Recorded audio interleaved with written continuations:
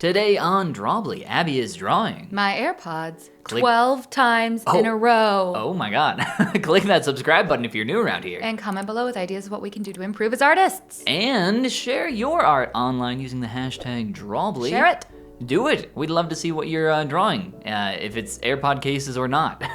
So I thought I knocked it out of the park with my first one. I remember being so impressed with myself. Like, oh my god, I am so good at painting AirPods. Yes. And this is where the beauty of iterative drawing comes in. I get to go back and look at this one and still kind of be like, I did a pretty good job. But boy, do I improve. This was inspired by some of our homework where the teacher just mentioned that he once in art school himself was sat down at a table with a candle and was told to draw it, to paint it, and they all did, all the students did, and then again. And then again and again and again. 10 times they drew the candle and again. Found they improved greatly. Another one. And keeping things simple and accessible, I had my AirPod case, which bounces light very nicely and is just very interesting and easy to practice and study on versus something with a lot of complexities. So the AirPod case it was. Oh, and I thought I did so much better on the second one. Oh my gosh. I was just like, wow, this is so beautiful. Oh, look at you drawing your contours. Yeah. Oh, this was such a phenomenal exercise. And I know it's just an AirPod case, but watch how much I improve after painting it 12 times. Because I don't just get better at painting AirPod cases. That's the real takeaway here. Gasp. I am learning a lot about lighting here. And this is just a quick dive into lighting. Imagine you only spent 3 hours of your life studying lighting, which by the time I finish painting all these, that's the extent of what I've done. Yeah. Whoa, I made the jack on that one way too big. It was a little big. You needed the big cable. yeah, that was like an ancient one. But wow, I feel like my approach to lighting and setting something in a space and lighting it, so different, so beautiful. So did you draw it? Are you referencing it in the same location? I see that you're always drawing it from the same angle. You're putting the highlight in the same place. It's got the same basic lighting. For the first 8, and I'm pleased with this, I believe I drew it in the exact same spot in the exact same lighting over and over with mild variations. Towards the end is when I've painted it enough in one location that I feel comfortable branching out, setting it somewhere else with a different lighting. The last 3 in particular, the last 4 are in new settings. Because you've mastered AirPod cases now. I've mastered AirPod cases and I'm well on my way to mastering lighting. It makes me just so happy to see how the final one turns out, actually. Yeah, repetition matters so much. It looks like you're going really fast on these too. That's another thing, you get a lot faster every time. But again, with these first 8, I every time thought I was doing this amazing job. Look, I'm adding more color and bounce light. And every time I would go back and look at the previous ones and think I'm doing better. But looking back, every time I'm like, well, I have so much room for improvement. Ben, have you ever seen something so beautiful or heard anything so beautiful that you cried tears of joy?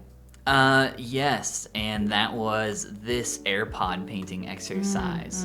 I'll tell you. Or maybe our last homework assignment where at the end I turned my cylinder and donut into a little Sistine Chapel where they're reaching out their little fingers towards each other. Well, I have a real story based on this question. Oh, yeah, of course, please. So, as you know, sometimes I get up kind of early for work. And when you get up early for work and you're still kind of tired, but you're still having to be up and doing stressful things like driving, it really blurs the line between regular emotional responses and irregular emotional responses, maybe a little bit over the top, a little bit, they're right there at the surface.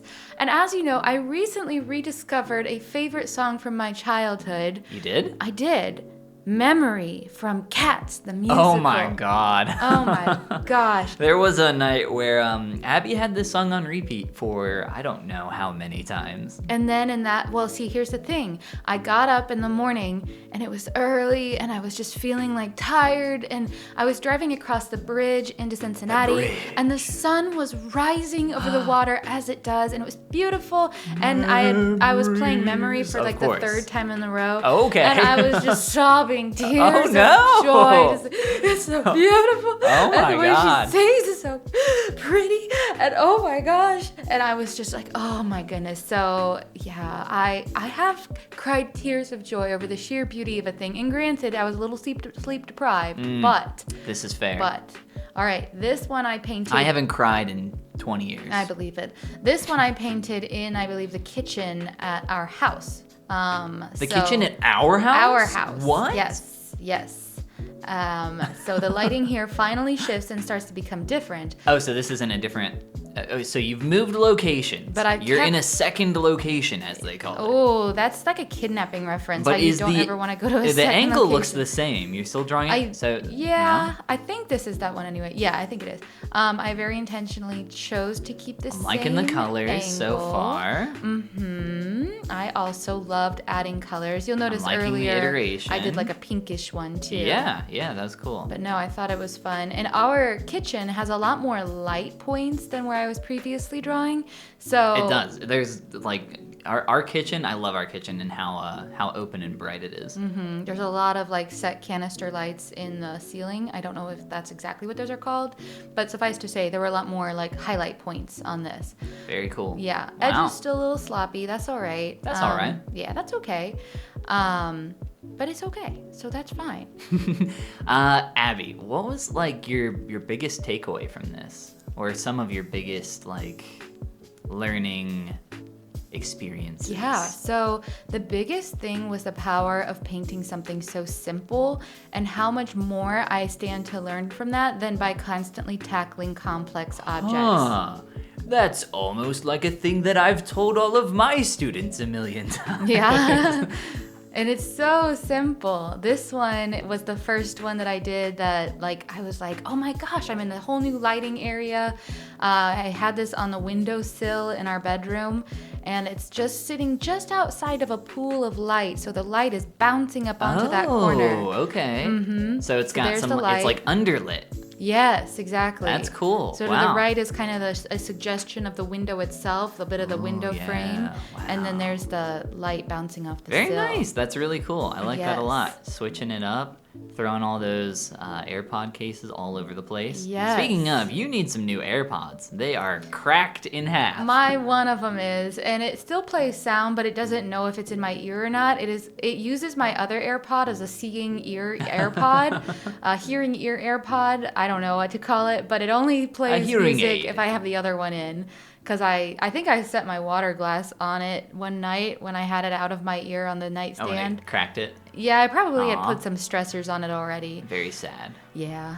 This one I took outside and I was laying on the porch. Got lots of colors bouncing around Yeah, here. because there's the red bricks, the blue sky, the gray concrete. So I just threw a lot of color in it. Wherever I thought I saw color, I said, that's where I'm going to put color. Even if it's not totally accurate, it's going on. So this is the first one I did that I'm like, really like, oh yeah, I think I'm starting to like get something here. Like I think I'm starting to get it. I'm Wow. starting to understand some things. All and then right. I roughed in the bricks too. Oh, nice. Very nice. So for people out there, oh, I like that. Wow, really adding an environment to it. So for people out there who are like just getting started, how would you recommend that they tackle something like this?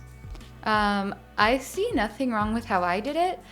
I love the iteration process. So like, should they just grab something mundane around that? Like, what are we talking? Like, what would be too complex? I think anything more like an AirPod itself, probably too complex. This is a very simple shape and it's very reflective. And I think it knocks, it crosses off two important boxes there. It's a simple shape and it reflects a lot of light, so you can really play with light on it. So anything that's a simple shape and maybe reflective, and then try just painting it a bunch of times where it is. But I think the immediate feedback loop of satisfaction and happiness with improving rapidly on something, Yeah. you stand a lot to gain from that motivation-wise. And this is my final one, by the way, that I'm the most proud of, that I Ooh. really love how it turned out. I missed recording the very first part of painting this AirPod case. That's okay. But we've It's seen that looking a great. million times. Yeah, I love how the AirPod case is really like specific and defined, and I leave the windowsill it's on very like loose and painted. I think that's a really fun contrast here. Yeah, this is Wow, this the is perspective's cool. way off, so please disregard that. That's okay. That was focus on one thing at a time here.